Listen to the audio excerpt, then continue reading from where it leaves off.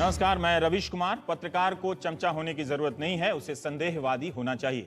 मतलब सरकार के हर दावे को संदेह की निगाह से देखिए। यह वाक्य अमेरिका के अस्ताचल राष्ट्रपति ओबामा का है।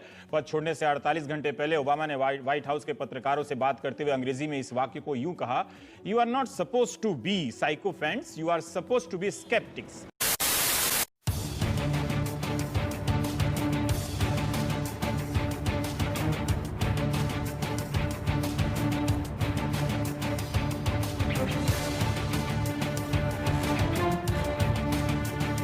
तो आप किसे ज्यादा महत्व देना चाहते हैं, प्रधानमंत्री मनमोहन सिंह की लोकल यानी राष्ट्रीय आलोचनाओं को या ग्लोबल यानी वैश्विक आलोचनाओं को? टाइम पत्रिका ने अपने कवर पर प्रधानमंत्री मनमोहन सिंह को अंडर अचीवर के तौर पर पेश किया है। यानी टाइम की कहानी बताती है कि कैसे वे दूसरे कार्यकाल में उम्मीदों पर खरे नहीं उतरे हैं। हमारे जो प्रधानमंत्री हैं ...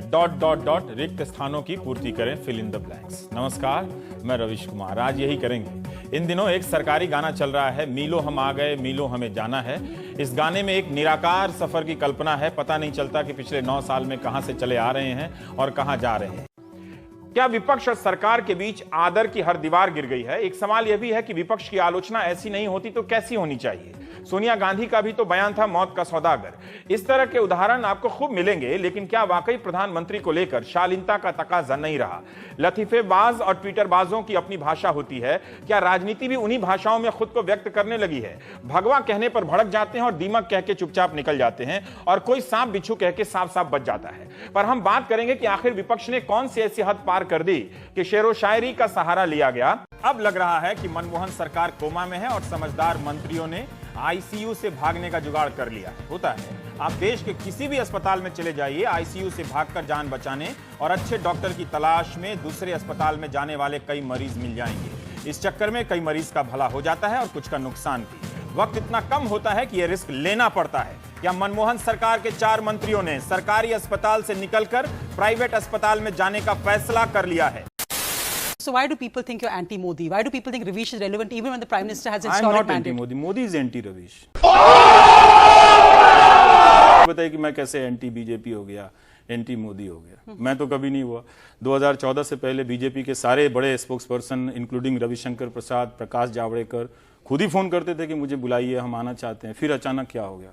क्योंकि तब वो इसलिए बुलाते थे क्योंकि मैं पिछली सरकार से बहुत सख्त सवाल पूछता था, उन्हें अच्छा लगता था। तो मैं क्यों विरोधी होने लगूंगा? लेकिन हाँ, मेरे कुछ वैल्यूज हैं। मैं बिगटरी, कम्युनलिज्म, जेनोफोबिया, जिंगोइज्म के साथ खड़ा नहीं हो सकता। और आप इस तरह के वैल्यूज को आप नेशनलिज्म के कवर में आप प्रोटेक्ट नहीं कर सकते हैं। ये हमारी डेमोक्रेसी के लिए अच्छा नहीं है। जब प्राइम मिनिस्टर भी जब ऑफिशियली बोलते हैं तो वही बात बोलते हैं जो मैं बोल रहा हूँ। वो कभी नहीं कहते हैं कि हाँ जिंगोइज्म करो। क्या बोलते हैं? ऑफिशियली कभी नहीं बोलते। ऑफिशियली वो कभी बोल ही नहीं सकते हैं। जमीन पर पॉलिटिक्स चाहे जो भी हो, तो पॉलिटिक्स को क्रिटिसाइज करना, नरेंद्र मोदी को क्रिटिसाइज करना हमेशा नहीं है। तो ये ब्रांड कर दिया जाता है सोनिया कि मैं एंटी मोदी हूं, मैं कोई वोट नहीं सीख करने जा रहा हूं मोदी जी के खिलाफ। वो हमारे प्राइम मिनिस्टर हैं, विद ड्यू रिगार्ड। ऐसी बात नहीं है कि मैं भी वो समझता हूं कि वो दायरा क्या है। तो मेरे क्वेश्चंस विद रेस्पेक्ट शुरू होते हैं। घर में घुसकर मारा है, कब्र तुम्हारी खोदी है, दिल्ली की गद्दी पर बैठा बाप तुम्हारा मोदी है।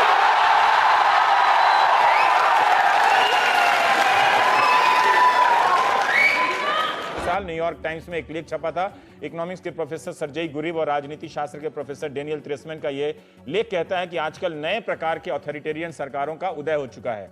ये सरकारें विपक्ष को खत्म कर देती हैं, थोड़ा बचा कर रखती हैं ताकि लोकतंत्र का भ्रम भी बना रहे। इन सरकारों ने ग्लोबल मीडिया और आईटी युग के इस्तेमाल से विपक्ष का गला भी घोंटा है। अति प्रचार, बहुत ज्यादा प्रचार, दुष्प्रचार, झूठा प्रचार यानी प्रोपेगेंडा का खूब सहारा लिया जाता है। सेंसरशिप के नए नए तरीके आ गए हैं। सूचना संबंधी तरकीबों का इस्तेमाल होता है ताकि रेटिंग बढ़ सके। इससे भी अब फर्जी तरीके से बढ़ाया जाता है। नागरिकों को एहसास दिलाया जाता रहता है कि आपके पास कोई दूसरा विकल्प नहीं है, हम ही श्रेष्ठ विकल्प हैं। इस लेख में इन शासकों को नया ऑटोक्रेट कहा गया है, न्यू ऑटोक्रेट, जो मीडिया को विज्ञापन की रिश्वत देते हैं, मीडिया पर केस करने की धमकी देते हैं, नए नए निवेशकों को उकसाते हैं कि सरकार की आलोचना करने वाले मीडिया संस्थान को ही खरीद ले। मीडिया पर नियंत्रण इसलिए जरूरी है कि अब सब कुछ धारणा है, परसेप्शन, धारणा आपकी मतलब ख्याल में होना चाहिए, लगना चाहिए कि हाँ ये हो रहा है। लगातार विज्ञापन और भाषण आपको यकीन दिलाते रहते हैं कि हो रहा है। जमीन पर भले वो नजर ना आए, लेकिन आप यकीन करने लगते हैं कि हो रहा है। थोड़ा सा भी भगवान ने दी हो तो जरा उपयोग करो। ये सवाल सिर्फ मैं नहीं, आप नहीं, पूछता है सारा भारत। ये बिक गई है गवर्नमेंट, अब गवर्नमेंट में कुछ नहीं है।